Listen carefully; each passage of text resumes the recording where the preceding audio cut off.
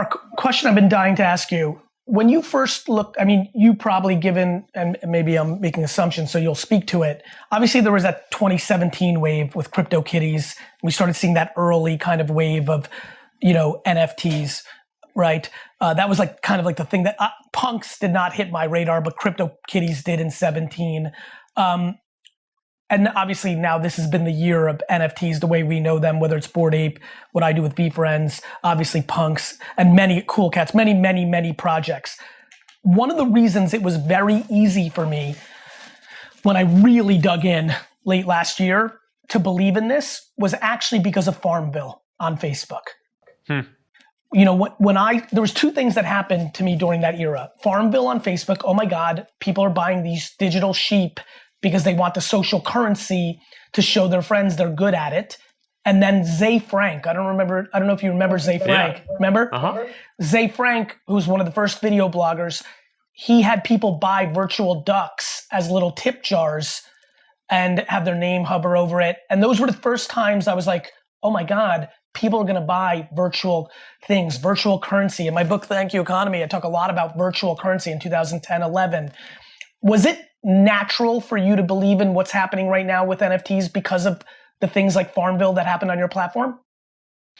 Well, I've always been a pretty big believer in virtual goods. So I think from that perspective, yeah. But I think a lot of the magic of NFTs and a lot of the Web3 work is that it's designed in a way to be fundamentally interoperable. So I think that that's going to be really important because it'll help break down these silos between different apps and make it so that all your stuff can be just more portable between these different experiences, which I think increasingly is what people are going to expect.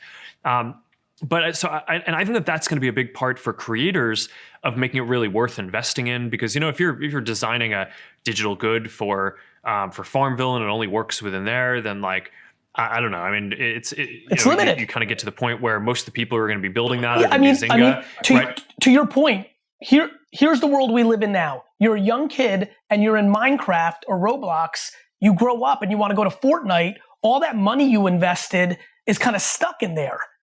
In the world that you're talking about right now, the Roblox and Minecraft of the future, when you're done with that, you're just going to trade it for your Fortnite stuff. You're going to trade the Fortnite stuff or sell it, or it's all going to be in that one global ecosystem.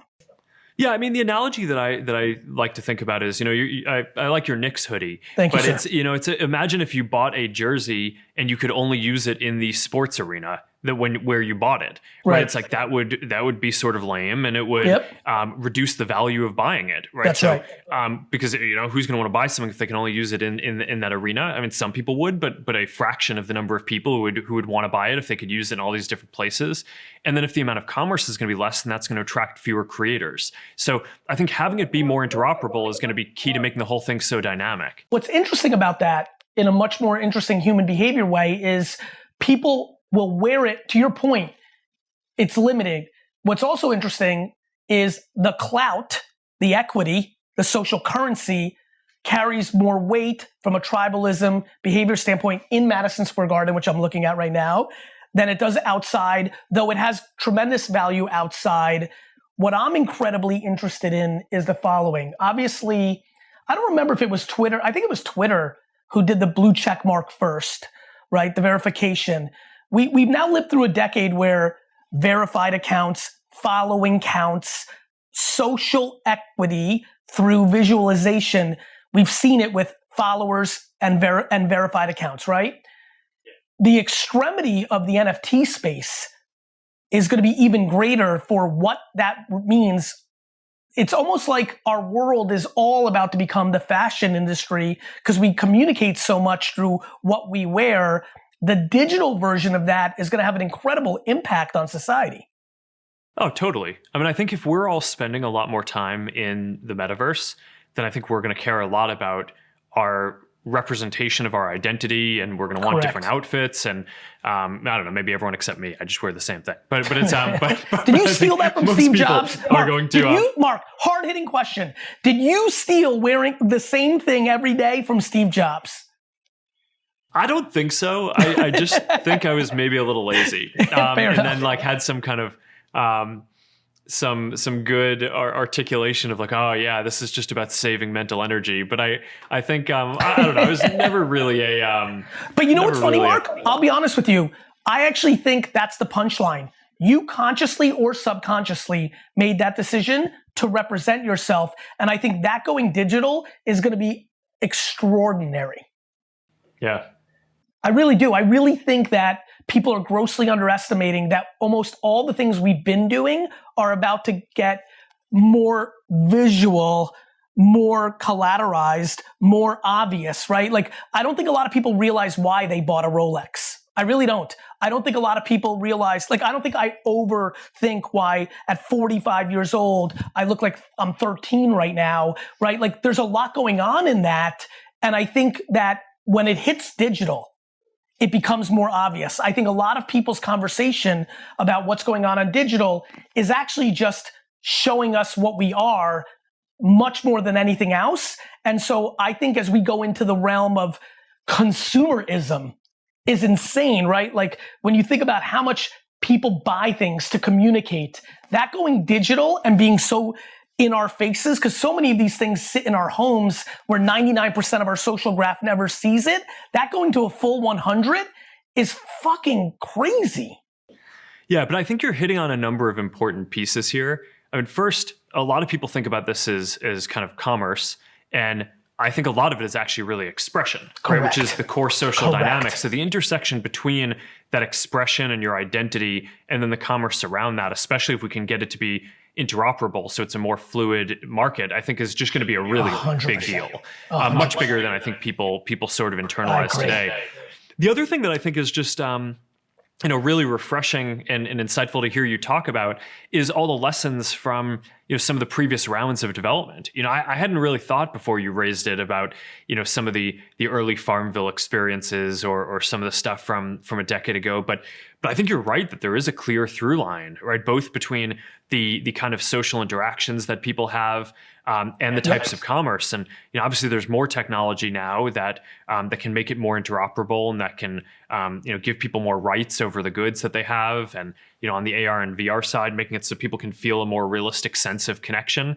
But I think you're right that a lot of these concepts are not fundamentally new. They're sort of the next iteration on kind of just dynamics that are evergreen and that are just always going to be and always have been very important to people in terms of how we connect and interact with each other. It's my take on what happened when you were inventing. I'm like, oh, people put their kids' school on their back of their windshield to flex. My kid's going to Harvard and might drop out. But like that's what they would do, right? Like they would literally, like we've been doing all these same things. Digital's just exposing truths and scaling truths. And I think the new frontier of 3.0 metaverse is going to take us to a completely different place that I do think Web 2 gave us a slight preview to. Yeah, I agree. Mark, since we only have a couple more minutes, have you thought, do you own any NFTs? Have you thought about buying any? Like, I feel like you're going more platforms. Obviously, you as the executive is platform side metaverse. That makes so much sense. It's kind of like leapfrogging. I understand that cold, especially the hardware software dynamic that I think you've been through the last 15 years makes all the sense to me in the world. How about you, the human being? Have you, like, were you a collector were you a comic book? Like, did you collect as a kid? I was pretty into baseball cards. My man. And that yeah, so I had that, maybe a few comic books, but more for entertainment than collection. Understood. But the baseball cards, I was really into that, especially, baseball I think is really like the nerd's game. Because it's so, math. You're a nerd, Mark. Like, it's so I get it. You right? love that math shit, Mark. Let's call a spade a spade. But have you jumped into NFT land yet? Yeah, well, look, I try to use all this stuff, right? So. By the way, real quick, I'm sorry to interrupt. I know I'm excited. I got to give you this shout out because this is back to the one thing I've always connected with you on, using all this stuff. I don't know if you remember this, but when Chat Roulette came out, which obviously had a 45-minute cycle because at first it was brilliant and then it got weird real fast. Literally the first night, I had multiple people take screenshots because I was early on fan pages and you were you were on my fan page on Facebook and people connected on interests and you were literally there. And Facebook was already a real company and you were like running a big company. And sure enough, at very late into the night, you were literally clicking around, meeting people randomly. Do you remember that? You got to use the stuff firsthand, right? It's tough to just have someone explain to you, or like write a presentation about what it's like. I mean, so I've had some pretty funny experiences over the years trying to use different social products. Like probably one of the funnier ones I think is, at some point I decided that I really needed to understand how dating apps worked. And at this point I was like, I've been dating Priscilla for a long time, or we may have even been married already. And so I was like, look, Priscilla, it's like, just so you know, like I'm going to sign up for some dating apps. Mark, somebody like, connecting with the Zucks on Tinder is the greatest thing I could ever imagine.